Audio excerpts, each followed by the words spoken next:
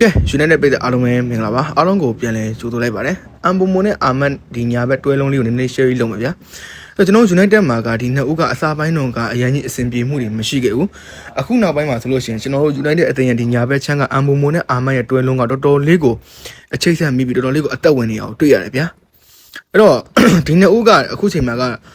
တိုက်စစ်မှာလည်းပါဝင်နေနောက်တန်းခန်းစစ်မှာလည်းနှစ်ဦးလုံးကပြန်လဲပြီးတော့ချိတ်ဆက်မှုတွေမှာပို့ပြီးအားကောင်းတယ်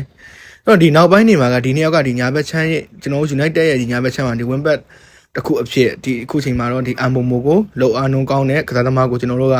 တစ်ဖက်ပြိုင်ဘက်အသင်းကထိန်းရခတ်တဲ့အနေအထားမှာရောက်ရှိနေရပြအခုချိန်မှာကအာမတ်ဒီယာလိုဆိုနေအတူတူပဲအာမတ်ဒီယာလိုနည်းနည်းထိန်းရလေတစ်ဖက်ပြိုင်ဘက်အသင်းအနေနဲ့က Ambomo ကအခုချိန်မှာကလုံးဝမှာကို on fire ရေး so high သူ့ရဲ့ကစားအားကြီးကလုံးဝ share ပဲဗျာအဲ့တော့ဒီလိုအခြေအနေမျိုးမှာကဒီအမ်ဘိုမိုကိုဒီတိုင်းကြီးဆက်ပြီးတော့တစ်ဖက်ပြိုင်ဘက်အသင်းအနေနဲ့ဒီတိုင်းပဲလွှတ်ထားမယ်ညာဘက်ချမ်းညိုဒီတိုင်းကြီးပဲပေးထားမယ်အမ်ဘိုမိုနဲ့အာမတ်တွဲလုံးကိုလုံးဝဒီတိုင်းကြီးပဲလွှတ်ထားမယ်ဆိုလို့ရှိရင်ကိုဂျူနိုက်တက်ကနောက်လာမဲ့ပွဲတွေတိုင်းမှာကအေးစစ်စစ်ကိုကတော့ရရှိနိုင်ဖို့အလားအလာတွေပိုပြီးရှိပါတယ်အဲ့တော့ဒီ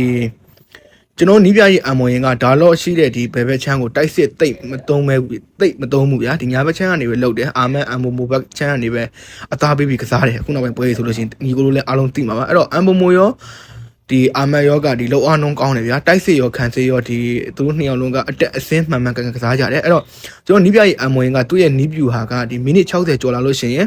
အာမတ်ကိုထုတ်မယ်အဲ့တော့အာမတ်နေရာမှာကဒါတော့ကိုထားမယ်ဗျာဒါတော့ကစားတဲ့ဘယ်ဘက်ချမ်းမှာကြတော့ဒီတူကူကိုထည့်မယ်ဒီကစားပုံနဲ့ပဲအခုကစားနေတာနောက်ပိုင်းပွဲဆိုလို့ရှိရင်အဲ့တော့အာမတ်ထွက်သွားပြီဆိုတော့ကျွန်တော်ဒီညာဘက်ချမ်းကတိုက်စစ်လမ်းကြောင်းလဲထပ်ပြီးတော့မလုံနိုင်တော့သလိုဒီခံစစ်ပိုင်းမှာလည်းပို့ပြီးတော့အာရုံမှုတွေတစ်ဖက်အသင်းကိုပေးနိုင်ရတဲ့အခြေအနေအထိဖြစ်သွားခဲ့ရဗျာအဲ့တော့ဒီအာမတ်အမ်ဘိုမိုနှစ်ယောက်တွဲလုံးကတော်တော်လေးကိုအရေးပါတဲ့ကျွန်တော်တို့နောက်ဆက်တွဲတွေမှာကဒီပို့ပြီးတော့အရေးပါတယ်ဗျာကျွန်တော်ယူနိုက်တက်မှာကအဲ့တော့လာမယ့်ဒီဇင်ဘာလကြာလို့ရှိရင်လည်းကျွန်တော်တို့ဒီဟိုပွဲတွေရှိတယ်ဗျာဒီအာဖရိကပွဲတွေရှိတယ်ဗျာအဲ့ကြလို့ရှိရင်လည်းဒီနှစ်ယောက်တွဲလုံးကြီးပြတ်သွားမယ်သူတို့အာဖရိကပွဲတွေသူတို့ပြန်ကမ်းရမယ့်နိုင်ငံအသင်းအတွက်ပြီးတော့ဒီကျွန်တော်တို့တောင်းထက်စုတောင်းရမှာကဒီကစားသမားနှစ်ယောက်ထဲကဘသူမှဒဏ်ရာမရဖို့မျှော်လင့်ရတယ်ပေါ့ဗျာဒီပရီးမီးယားလိရာသီပွဲစဉ်တွေတစ်လျှောက်လုံးမှာက